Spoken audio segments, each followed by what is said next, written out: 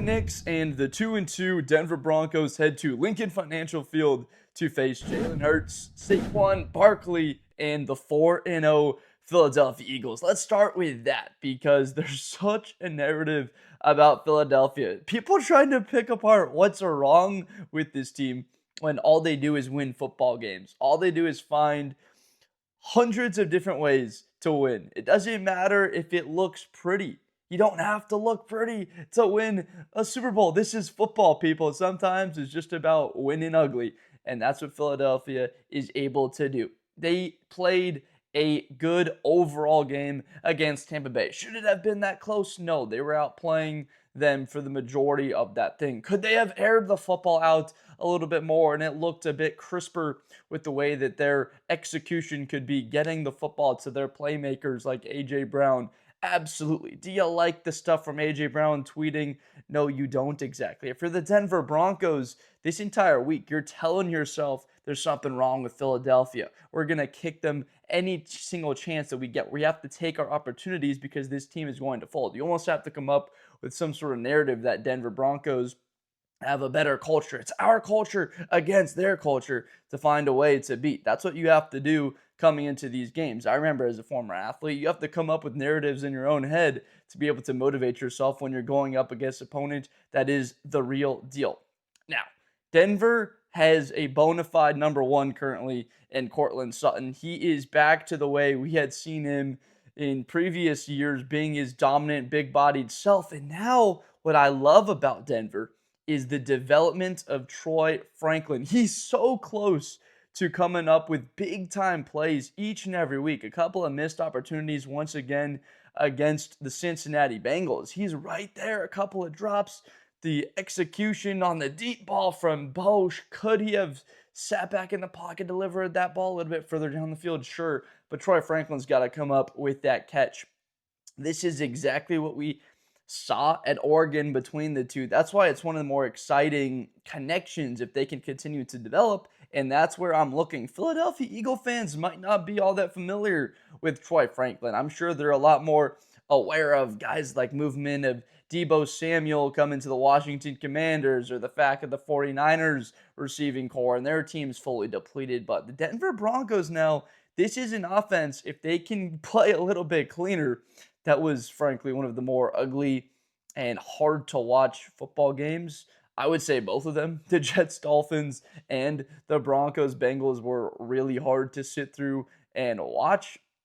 Ultimately, though, the Broncos fans are happy because they got their win. Against Philly, that cannot slide. They cannot have the pre-snap penalties. They need to get aligned correctly, snap the football, and just play clean. That is their number one task this week. There's about 10 things they need to do well in order to beat Philadelphia, because what do the Eagles not do?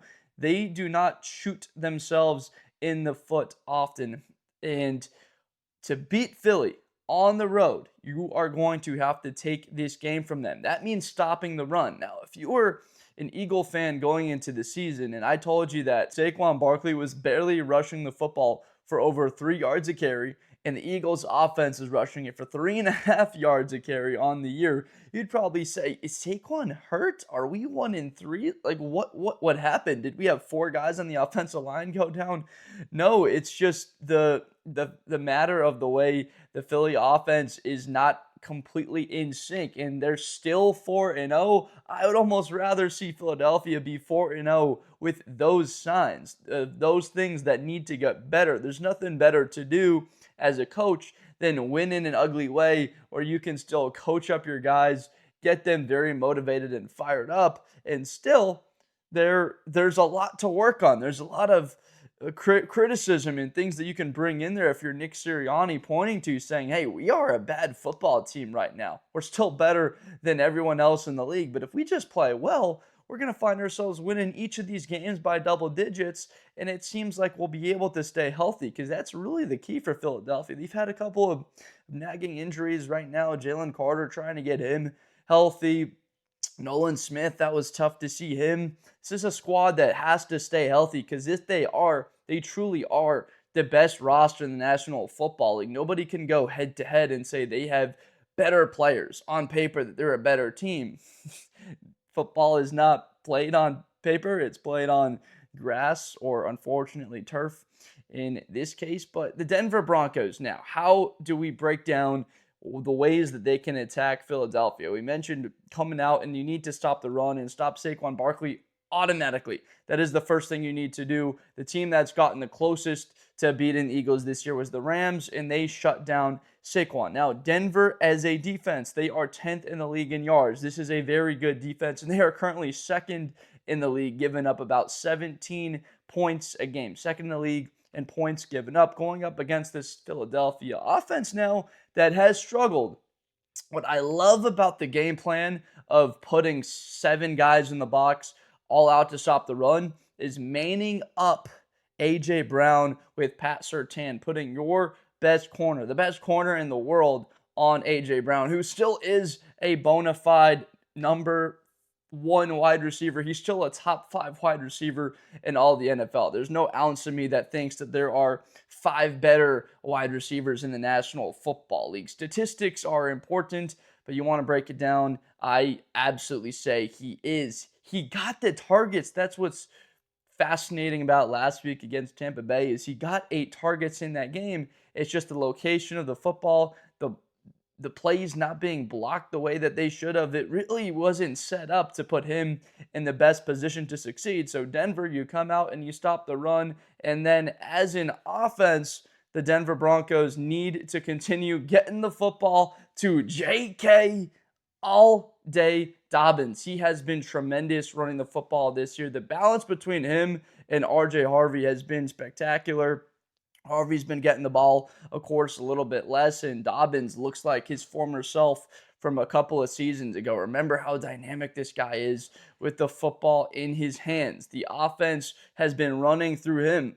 I look at Bo Nix and his ability to throw on the run, moving in the pocket. His ability has gotten a little bit better year over year. It looks like he's playing with a little bit more confidence to me, like he's more comfortable in the pocket. Now that's up to the offensive line to show up in this game against Philadelphia. Their defense is arguably the best unit. Now, we talk about statistics. Now, they don't stack up that way of being the best defense in football currently, does Philadelphia, but they still are going to be up there in terms of the talent that they have right now. I think that Zach Bond is playing some of the best linebacker you can see in the NFL right now. They get pressure on the quarterback. They need to get a little bit more of that against Bo Nix. Get him off of his spot. I see them taking away J.K. Dobbins the same way you would imagine that the Denver Broncos trying to come out and take away Saquon Barkley. That's the first place that I look. Which of these teams will have success on the perimeter? I mentioned Troy Franklin, a little bit of the opener here.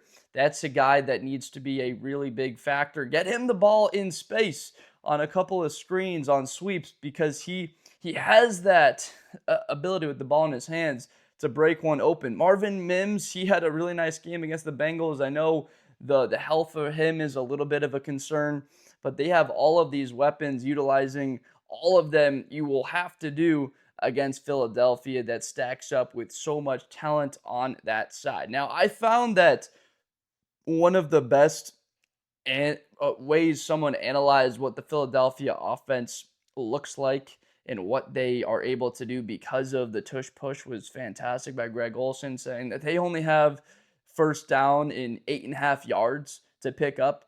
I fully agree with that. When you have a play like the tush push and they're as good at it as they are, that makes me think, why aren't they more aggressive? Why isn't this team trying to air it out a little bit more and take the top off? Because as soon as they do that, it makes the whole offense work with a little bit less pressure on them.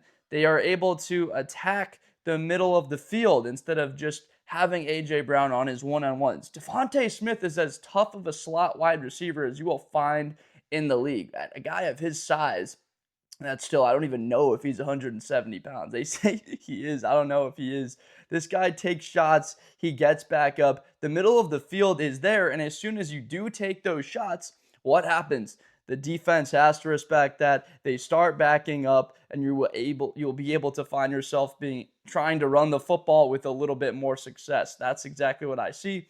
The Eagles with a bit of a different game plan, maybe testing opposite of A.J. Brown, finding a way to get the football to him. But if it's Pat Surtain one-on-ones, that's what will be fun for fans watching that. Who ends up coming down with the football? Is A.J. Brown able to flex on that and still have a good game and going up against one of the best? I think he's the best in football. There's a reason he won Defensive Player of the Year last year. Continue to get Saquon Barkley his touches. He hasn't gotten the football enough this season. They have to get the ball through him, whether it be screens, dumping the ball off in the flat. He's such a good player out of the backfield.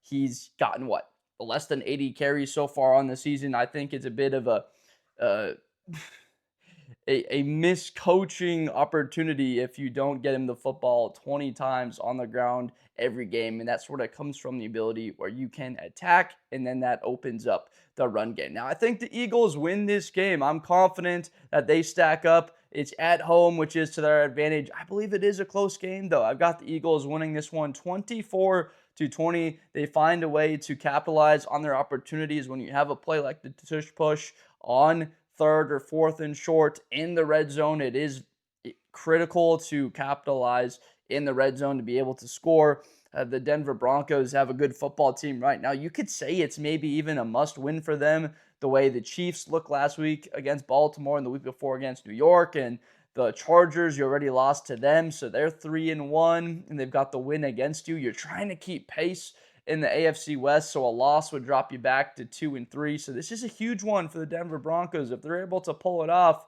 they can prove themselves as one of the best teams in football. Nobody's been able to beat Philadelphia as of yet. So I think the Eagles win this one. I'm curious what you have to say, though. Let me know down below in the comments who comes out with the win. Will it be the Broncos finding a way? Will it prove me wrong? Or do the Eagles find a way to get the dub? I appreciate you watching.